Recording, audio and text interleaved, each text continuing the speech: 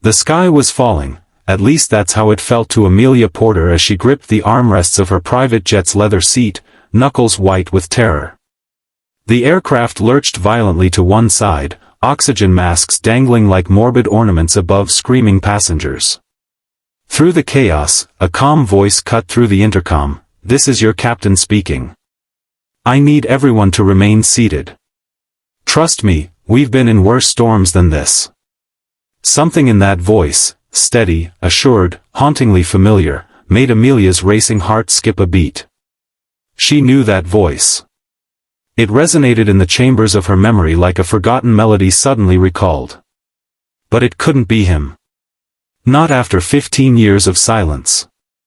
Not when she had worked so hard to bury those memories beneath board meetings and quarterly reports. Jack Reynolds hadn't planned on flying today. At 42, his commercial pilot days were long behind him, traded for carpools and parent-teacher conferences. The steady paycheck of Cedar Airlines' ground instructor position kept the bills paid and allowed him the predictable hours that single fatherhood demanded. But when the operations manager had called at 5 a.m., desperation edging his voice, Jack had felt that old pull, the call of the sky that never quite left his blood despite how firmly he'd planted his feet on the ground for his daughter's sake. The VIP charter was short-staffed, their senior pilot had collapsed with appendicitis. It's Porter Industries CEO aboard, the manager had added, and Jack's world had tilted on its axis. The name Porter still held enough power to make his chest constrict, even after all these years. He'd almost refused until the thought surfaced that it might be Amelia's father, not her. Old man Porter wouldn't remember him anyway, just another pilot his daughter had briefly dallied with before embracing her corporate destiny. His daughter Emma had rolled her eyes when he called their neighbor to watch her. "Dad, I'm 16. I can stay home alone for one day." She stood in the kitchen doorway, sleep-tousled hair framing a face that looked more like her mother every passing day. "Besides, I have that physics project to finish. The one about aerodynamics? You know, following in your footsteps." The guilt trip was expertly deployed. Emma had inherited more than just Amelia's amber eyes and determined chin. She had her strategic mind too. "It's not about trusting you," Jack had explained, gulping coffee and scrambling for his old uniform. "It's about me not worrying while I'm responsible for a plane full of people." He'd kissed her forehead, inhaling the scent of her strawberry shampoo. "Mrs. Gonzalez will bring over her cinnamon rolls. The ones that taste like cardboard with icing?" Emma had wrinkled her nose, but her expression had softened. "Fine. Be safe up there. And Dad," she'd called as he headed for the door. "Bring home some good stories. The kind with turbulence and heroics that'll help me with my college essays." Little did he know how prophetic her request would prove. The storm had appeared out of nowhere, a monster of cumulonimbus fury that the weather reports had somehow missed. Now as Jack expertly navigated the Gulf Stream through churning clouds, muscle memory from his Air Force days kicked in, days of flying through combat zones where the weather was often the least of a pilot's worries.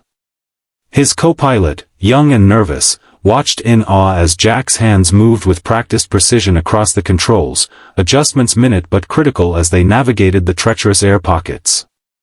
"Who taught you to fly like this?" the kid asked between lightning flashes, voice tight with barely controlled panic. Jack's lips curved into a half-smile, mind flashing to Colonel Harrington drilling emergency procedures into fresh cadets, to nights spent in simulators until responses became instinct rather than thought. To Amelia, still in flight school herself, challenging him to improvised maneuvers that pushed both their skills to the limit. "Wildcat," he answered simply. His old call sign, the one that had followed him from the academy through 2 tours overseas. The one only a handful of people knew. The one he'd whispered to Amelia that summer night beneath star-streaked skies, when they'd lain on the hood of his beat-up Chevy outside the airbase, planning a future that never materialized. Before life and pride and fear tore them apart. In the cabin, Amelia felt the plane stabilize, tension draining from her shoulders as the sickening drops and lurches smoothed into manageable turbulence. At 39, she was no stranger to rough flights. Porter Industries had operations on 5 continents, and she'd logged more air miles than most career diplomats. But something about this storm had rattled her, perhaps because it had struck without warning, much like the crisis currently threatening her company's European division. The flight attendant approached, offering water with an apologetic smile, blonde hair perfectly in place despite the chaos moments before. "Captain Reynolds is the best, ma'am. Former fighter pilot. You're in good hands." The attendant's voice held clear admiration. "He just rejoined our charter division last month. Lucky for all of us today." The name hit Amelia like a physical blow, her water glass nearly slipping from suddenly numb fingers. Reynolds. Jack Reynolds. Not a common name, but common enough that coincidence remained possible. Yet something deep in her core knew, the steady voice, the skillful handling that had snatched them from the storm's grasp. Memories flooded back with tidal force, passionate kisses stolen between flight simulations, ambitious dreams shared in whispers during their training days, the bitter argument that ended everything when her father's unexpected heart attack had forced her to choose between the family legacy and the love of her life. The day she chose Porter Industries over the pilot who begged her to fly away with him, to build something together beyond the shadow of her family's empire. The choice that had defined the lonely years since. "Reynolds," she repeated faintly. "Jack Reynolds?" The flight attendant's eyebrows lifted in surprise. "You know him?" Amelia composed herself with practiced ease, corporate mask sliding into place. "Aviation is a small world. The name sounds familiar." The lie tasted bitter on her tongue, but 15 years of boardroom politics had perfected her poker face. Inside, her thoughts tumbled like the storm clouds outside the window. Jack was here, just behind that cockpit door, hands steady on controls that would determine not just the flight's safety but a collision with a past she'd never truly escaped. When the plane finally touched down with barely a bump despite the crosswinds still battering the runway, passengers erupted in relieved applause. Several immediately reached for phones, eager to share their brush with disaster on social media. Amelia remained seated, heart pounding a rhythm that had nothing to do with lingering fear of the storm. She waited for the cockpit door to open, uncertain whether to hope for confirmation or mistaken identity. Would he look the same? Would his eyes still crinkle at the corners when he smiled? Would the gray she'd spotted in her own mirror have claimed his temples too? Would he hate her for walking away? The door swung open, and there he stood, taller than she remembered, broader through the shoulders, hair indeed silvered at the temples but still thick and unruly. Lines etched around his eyes spoke of years spent squinting into bright skies, of laughter and worry in equal measure. But it was undeniably Jack, the boy from flight school now tempered into a man who carried himself with the quiet confidence she'd always admired. Their gazes locked across the cabin, 15 years dissolving in an instant of electric recognition.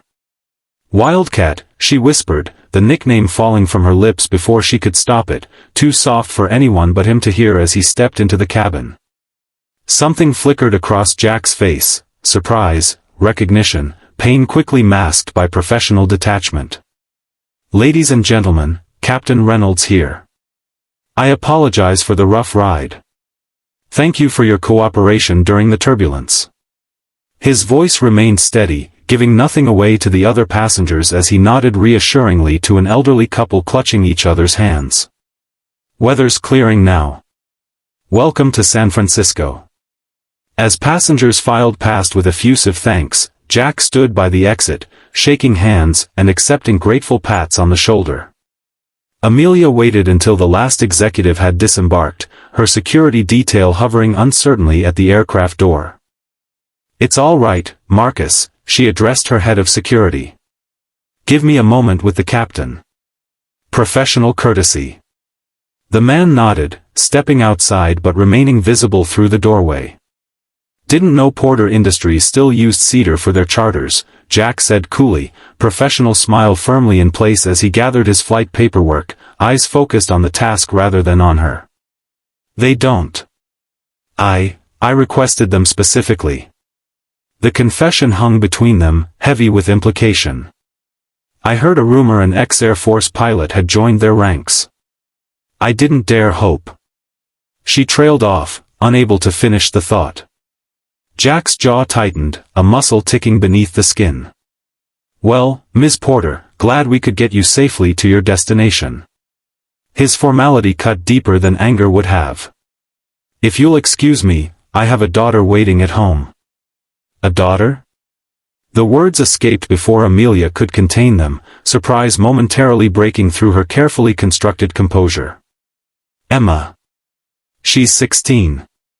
His eyes held hers meaningfully, no longer avoiding her gaze but challenging her to do the math. Stubborn as hell. Brilliant with anything mechanical. Dreams of being a pilot someday, better than her old man. 16. The math wasn't difficult. Amelia's world tilted on its axis for the second time that day, the implication stealing her breath more effectively than any turbulence. Jack, Save it, he cut her off, voice low to avoid the lingering flight attendant's attention. You made your choice, Amelia. I made mine. I've raised her alone since my mother died 5 years ago. We're doing just fine without Porter Industries' interest or influence. The revelation crushed the air from Amelia's lungs. A daughter. Their daughter. A child she never knew existed. A family she'd unwittingly abandoned when she'd walked away from the only man she'd ever truly loved. The enormity of it left her speechless, corporate poise shattered by personal revelation. Jack's expression softened fractionally at whatever he saw in her face. She has your smile, he added, almost gently. And your irritating ability to argue circles around me.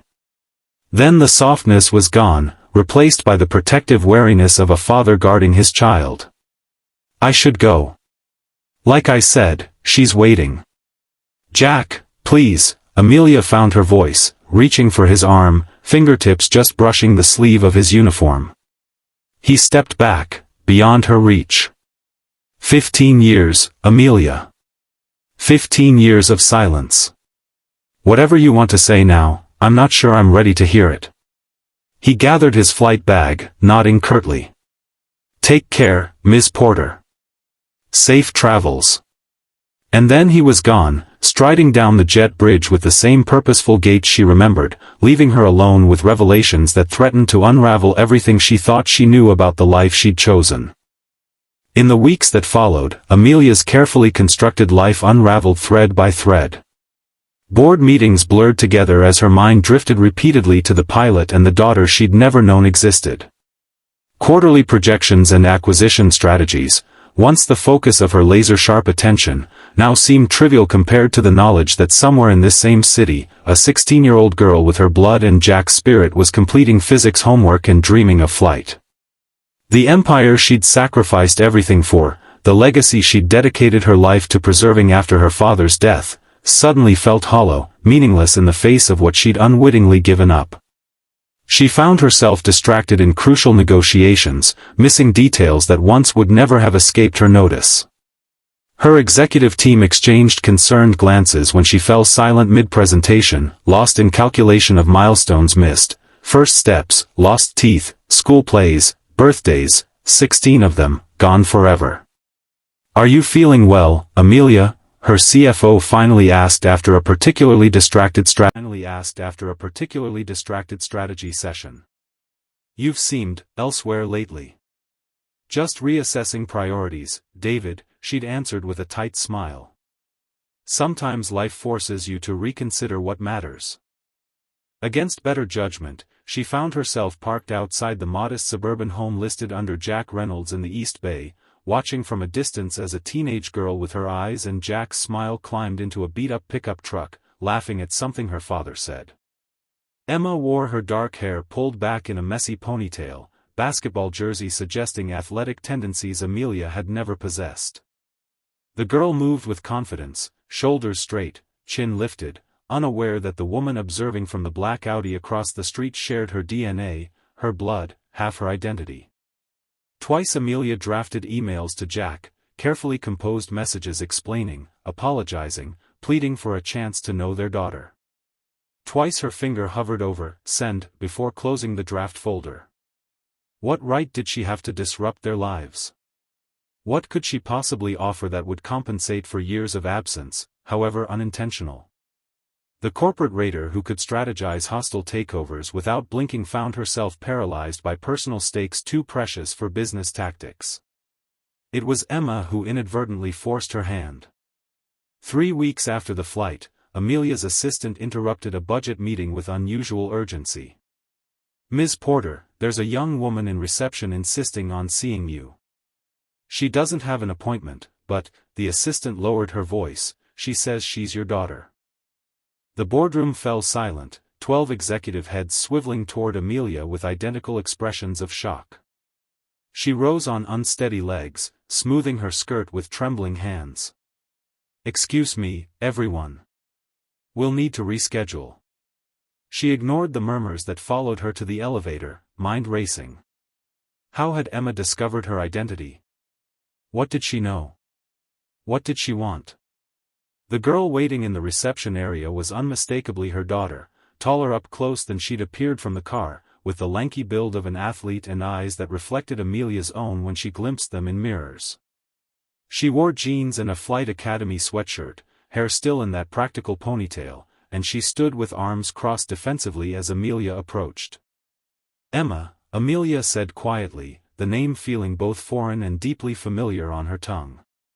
"I'm Amelia Porter." "I know who you are," the girl replied, voice steady despite the slight tremor in her hands.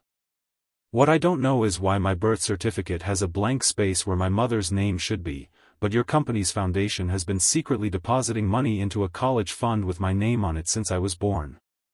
Amelia's breath caught. "How did you?" "I'm good with computers," Emma cut her off. "And I got curious after Dad suddenly took a charter flight last month and came home looking like he'd seen a ghost." Her gaze was unflinching, so like Jack's in its directness that Amelia's heart clenched. "He wouldn't talk about it, which isn't like him. So I did some digging. Found the trust fund. Found the payments coming from Porter Foundation. Found your picture." She paused, swallowing hard. "Found our DNA match in that ancestry database you apparently used once." The pieces fell into place, the silent financial support Amelia had arranged through layers of discretion when her private investigator had located Jack and confirmed her pregnancy suspicions years ago. The support delivered without identity or interference, respecting what she'd believed was Jack's wish for her to stay away after her unanswered attempts to contact him following her father's death. "Does your father know you're here?" Amelia asked softly. Emma's chin lifted defiantly. "No. He's at work. I told school I had a doctor's appointment." A flash of vulnerability crossed her face. "Are you going to tell him?" Amelia hesitated. "I think we both should. He deserves that much." "Why?" The question burst from Emma with sudden intensity. "Why the money but not you? Why stay away? Did you not want me?" The carefully maintained composure cracked, revealing the hurt child beneath the confident teenager. Amelia gestured to her private office, heartbreaking at the pain in her daughter's voice. "It's complicated, Emma. And not at all what you're thinking." She paused, seeing skepticism in the girl's expression. "I didn't know about you until after your father and I had already separated. By then, there were misunderstandings. Barriers." She met her daughter's gaze directly. "But not for a single moment did I not want you. I just believed I wasn't wanted in return." When Jack's truck screeched to a halt outside Porter Industries headquarters 2 hours later, security barely had time to alert Amelia before he burst through the executive floor doors, fear and fury warring on his face. He stopped short at the sight of his daughter and her mother sitting together in Amelia's office, Emma clutching a tissue, eyes red-rimmed but dry, Amelia's hand hesitantly resting on her shoulder. "Dad," Emma said, voice smaller than Amelia had yet heard it. "I found her. Or, maybe she found us first." I'm still figuring that part out. The look Jack gave Amelia contained 15 years of complicated history, betrayal, loss, confusion, and beneath it all, a flicker of something unresolved. You should have called me, he said quietly. Before talking to her. She didn't know I was coming, Emma interjected. I ambushed her, Dad. Like I apparently got my investigative skills from her, I think I got my impulsiveness from you. A ghost of a smile touched Jack's lips despite himself. Let me guess, you hacked something you shouldn't have? Several somethings, Emma admitted with a hint of pride. But for a good cause. When Jack finally agreed to meet Amelia alone, it was at a small airfield outside the city where he occasionally helped restore vintage aircraft on weekends, neutral territory, away from corporate towers and suburban homes. He stood beside a partially restored Cessna, arms crossed defensively, watching as her car pulled up to the hangar. The setting sun cast long shadows across the tarmac, gilding his profile in amber light that took Amelia back to Arizona sunsets and stolen moments between training flights. Emma doesn't know everything, he said without preamble as she approached. About you. About Porter Industries. About why you stayed away. I told her the basics, that we met in flight school, fell in love, broke up when your father died and you took over the company. That I didn't know about the pregnancy until after, and by then communication had failed. His voice tightened on the last word. Amelia nodded, throat constricted with emotion. Thank you for not vilifying me to her. She wrapped her coat tighter against the evening chill. She's remarkable, Jack. You've done an amazing job with her. She's everything, he said simply. Every decision I've made since the day she was born has been with her well-being in mind. The unspoken accusation hung between them, that Amelia's decisions had been guided by other priorities. I need to know her, Jack, Amelia said after a moment of heavy silence. If you'll allow it. I need to know you both. Not to disrupt the life you've built, but to be part of it, somehow. Even at the edges. Why now? Because suddenly it's convenient? Because you've conquered the business world and now you want to play family? His words were sharp, edged with years of abandonment. Because I made the biggest mistake of my life walking away from you, Amelia whispered, tears threatening despite her determination to maintain composure. Because not a day goes by that I don't regret choosing my father's legacy over our future. I thought I was protecting you from a world that would have crushed your spirit. I thought I was being selfless. Jack's laugh was hollow. Selfless would have been telling me you were pregnant before you disappeared. I didn't know, Amelia insisted, desperation coloring her voice. I swear to you, Jack. I found out 2 months after. I called the base, but they said you'd been deployed overseas on classified assignment. I left messages that were never returned. Her voice caught. Then my father died suddenly, and I was thrust into running a company on the verge of hostile takeover, and by the time I came up for air. She shook her head, shame washing through her. I convinced myself you were better off without the burden of a woman who'd chosen career over love, and a child whose mother would always be torn between boardrooms and bedtime stories. So you sent money instead, Jack said flatly. I sent support, Amelia corrected gently. Anonymous support to ensure Emma would have every opportunity, without imposing myself on a life you seem to have rebuilt without me. My investigator reported you were engaged to Catherine Walsh the year after Emma was born. Jack's expression shifted in surprise. You had me investigated? Only to confirm the pregnancy was yours. And to make sure you and the baby were okay. Amelia looked away. The report mentioned your engagement. I assumed. I thought you'd moved on. Found someone who could be the partner and mother I couldn't be. Kate and I broke up before the wedding, Jack said after a moment. She couldn't handle the reality of becoming an instant mother to a colicky infant while I was still deployed. Can't blame her, really. He ran a hand through his hair, a gesture so familiar it made Amelia's heart ache. My mother moved in to help until I got honorable discharge to raise Emma. After Mom died. He shrugged. It's been just us. Something in Jack's expression shifted, not forgiveness, not yet, but a crack in the armor. She has your stubbornness. Your brains. My love of flying. Pride softened his features. She's the best thing that ever happened to me. Will you let me know her? Amelia asked quietly. Not as her mother. Not yet. But somehow? Jack was silent for a long moment, eyes scanning the horizon where clouds gathered, bleeding pink and orange in the dying light. She needs a mentor for her senior project. Something about women in leadership positions. You certainly qualify. It wasn't much, but it was an opening. Their journey back to each other was neither quick nor easy. Trust rebuilt slowly, through Sunday afternoon flying lessons where Amelia watched father and daughter share a language of altitudes and headings she slowly began to learn herself. Through school projects that evolved into internship offers. Through careful truths revealed in measured doses to a teenager with a rightful fury at being kept in the dark about her origins. There were setbacks, Emma's tearful accusation that neither parent had fought hard enough for their relationship, for her right to know both her parents. Jack's lingering resentment surfacing during a heated argument when Amelia's work emergency interrupted Emma's championship basketball game. Amelia's struggle to balance the corporation that employed thousands with the family she was just beginning to know.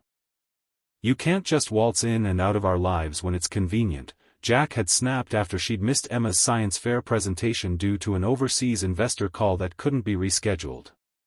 This isn't a corporate merger you can delegate or postpone.